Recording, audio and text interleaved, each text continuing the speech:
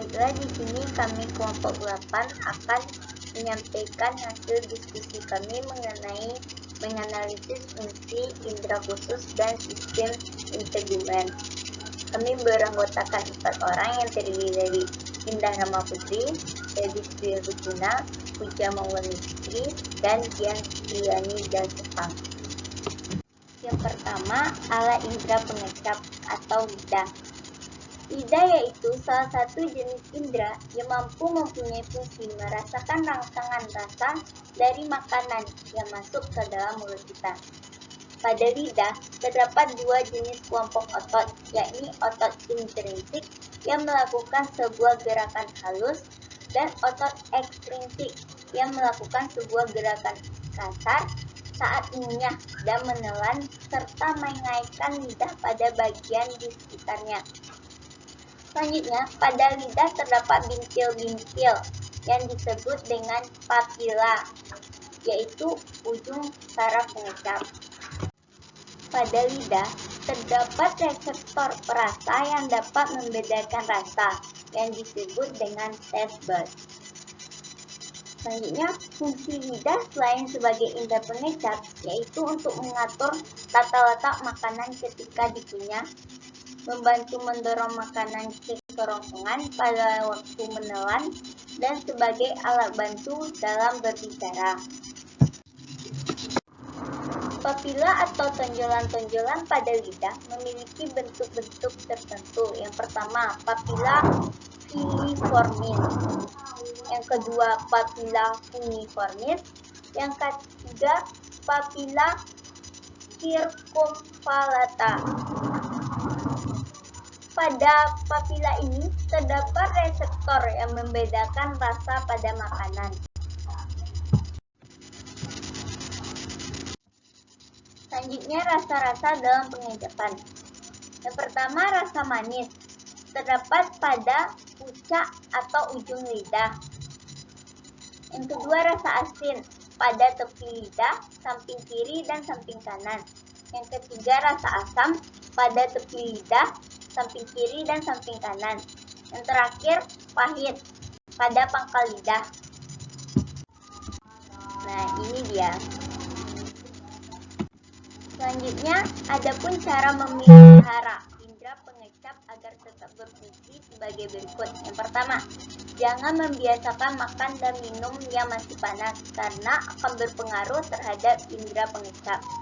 Yang kedua, menggosok gigi secara teratur untuk mengatasi terjadinya infeksi pada gigi. Yang ketiga, mengurangi merokok bagi perokok berat agar tidak terjadi bercak-bercak putih pada indera pengecap. Sebaiknya bagi perokok berhentilah mulai merokok dari sekarang. Yang kedua adalah alat indera pendengar atau telinga. Telinga adalah organ tubuh manusia yang berfungsi sebagai alat indera pendengaran dan organ yang menjaga keseimbangan. Telinga merupakan organ yang berperan terhadap pendengaran kita akan suara atau bunyi. Hal ini dapat terjadi karena telinga memiliki reseptor khusus yang berfungsi untuk mengendalikan getaran suara. Namun, telinga memiliki batasan frekuensi suara yang dapat didengar, yaitu pada telinga manusia frekuensinya 20 Hz sampai 20.000 Hz. Selanjutnya, fungsi dari telinga. Yang pertama, telinga sebagai pengatur keseimbangan. Terdapat struktur khusus pada organ telinga yang berfungsi mengatur dan menjaga keseimbangan tubuh. Organ ini berhubungan dengan saraf otak ke-8 yang berfungsi dalam menjaga keseimbangan dan untuk mendengar. Selanjutnya, telinga sebagai alat pendengaran. Telinga dapat berfungsi sebagai indera pendengaran apabila terdapat gelombang suara yang masuk melalui telinga luar yang akan diterima oleh otak melalui proses terjadinya pendengaran. Selanjutnya, bagi bagian telinga. Yang pertama ada saluran telinga luar, ada membran tempani, ada tulang landasan atau infus, ada tulang martil atau malleus, ada saluran semisirkuler, ada tulang Sangordi atau stapes, ada koklea, ada saraf koklea, ada saluran eustachius. Yang pertama, telinga bagian luar.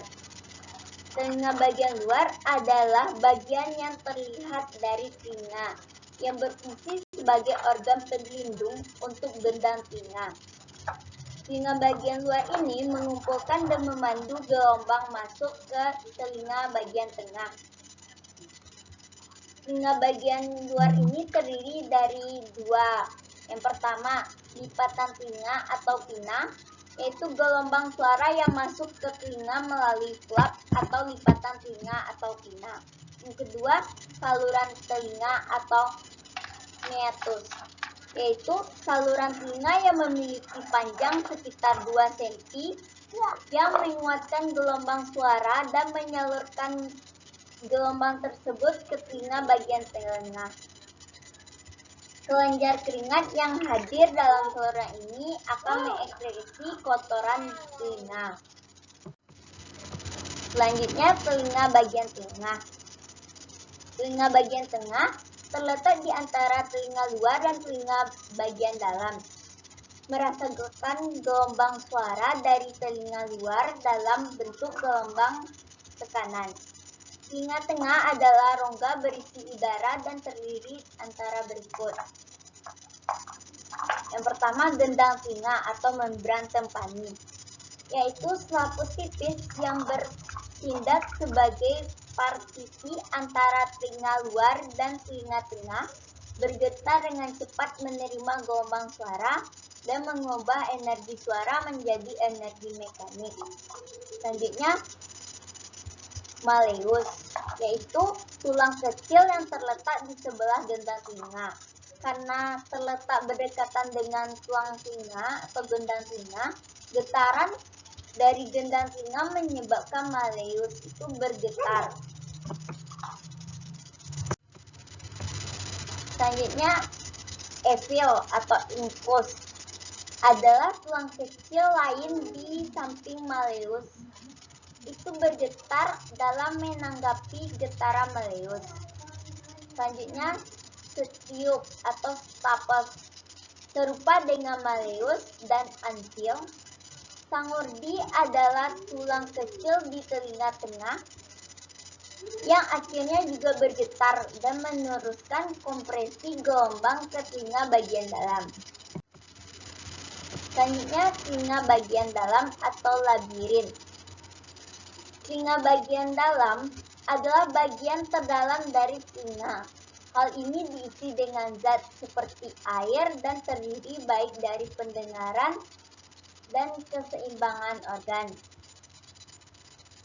Telinga bagian dalam terdiri dari bagian-bagian seperti berikut. Yang pertama, koklea atau rumah siput. Adalah struktur yang digulung yang dapat meregang sekitar 3 cm.